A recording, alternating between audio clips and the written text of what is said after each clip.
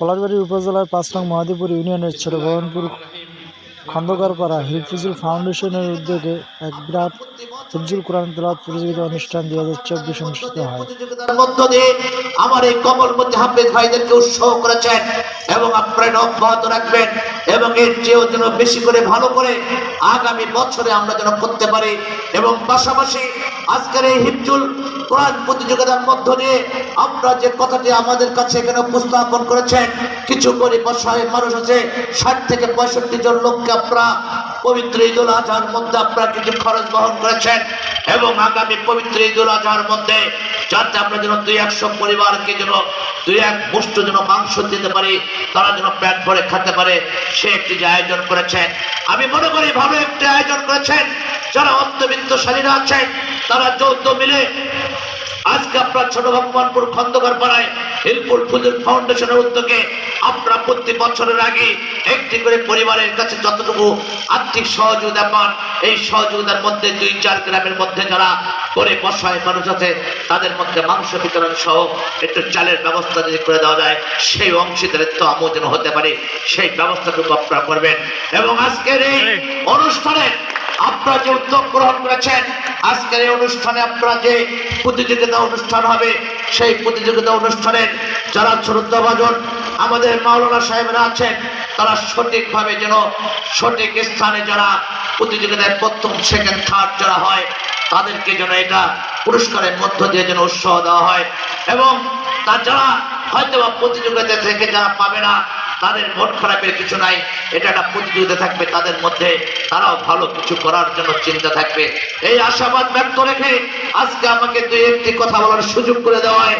আজকে বেশ কয়েকটি জায়গায় আমার অনুষ্ঠান আছে, এই অনুষ্ঠানের কারণে হয়তো আমি আপনাদের কাছে সময় দিতে পারিনি এবং পারছি না। আমি আমার ব্যক্তিগত পক্ষ থেকে অন্তরস্থল থেকে আমি আপনাদের কাছ থেকে ক্ষমা চেয়ে নিচ্ছি এবং আপনারা যাতে এই হিফজুল ফাউন্ডেশনের উদ্যোগ যেন আগামীতে চেয়েও বড় আকারে যেন করতে পারি, এই আশাবাদ ব্যক্ত রেখে আমি আমার কথা শেষ করছি। আপনারা সবাই ভালো থাকেন, সুস্থ থাকেন। আল্লাহ রাব্বুল আলামিন আপনাদের দীর্ঘজীবী করুক এবং আল্লাহ রাব্বুল আলামিন আপনাকে আমাকে হেদায়েত দান করুক, এই আশাবাদ ব্যক্ত রেখে আমি আমার কথা শেষ করছি। আসসালামু আলাইকুম। হিফজুল ফাউন্ডেশন কর্তৃক আয়োজিত এই হিফজুল কোরআন প্রতিযোগিতার আয়োজন করা হয়েছে। আমাদের এই সংগঠনের জন্য দোয়া করবেন এবং বিভিন্নভাবে সহযোগিতা করবেন, বিভিন্ন বুদ্ধি যেন আমরা ওই ভুলগুলো শুধরে নিয়ে সামনে আরও ভালো ভালো কাজ করতে পারি, সেগুলো আমাদেরকে পরামর্শ দেবেন। আর সামনে আমরা অনেকগুলো ভালো কাজ করার সিদ্ধান্ত নিয়েছি এবং এই এলাকার যারা মুরব্বী আছে সবাইকে নিয়ে আমরা এগুলো কাজগুলো করব। আল্লাহর কাছে অনেক অনেক শুকর যে আমরা অনুষ্ঠানটা সফলভাবে করতে পেরেছি।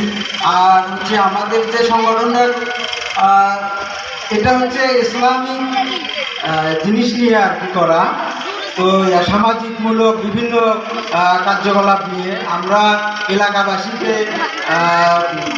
অনুরোধ করব যে আমাদের সংগঠনের সাথে যারা জড়িত তাদেরকে যেন সহযোগিতা করা হয়, যেন আমরা এটা মানে বড় ধরনের আকারে আমরা করতে পারি। যে এটা হচ্ছে এখন আমরা আমাদের গ্রাম পর্যায়ে এটা করতে পারছি, এটা যেন আমরা পরবর্তীতে আমরা উপজেলা পর্যায়ে যেন আমরা নিয়ে যেতে পারি, তার পরবর্তীতে আমরা হচ্ছে জেলা পর্যায়ে নিয়ে যেতে পারি। এই জন্য আপনারা আমাদেরকে সহযোগিতা করবেন। আর আমরা অসহায় লোকজন আছে, তা আমি বললাম এটা তো ভালো কথা। তারপরে আমি আবার বিভিন্ন জনকে ফোন করলাম, সবাই উৎসাহিত। তো আমরা শুরু করলাম 21 সালে। প্রথমে আমরা এই ধরনের একটা আয়োজন করেছি, দ্বিতীয়বার আমাদের আয়োজন করা হয়েছে কিন্তু এরকম জাঁকজমক না। তাই এবারে মোটামুটি আয়োজনটা ভালোই হয়েছে।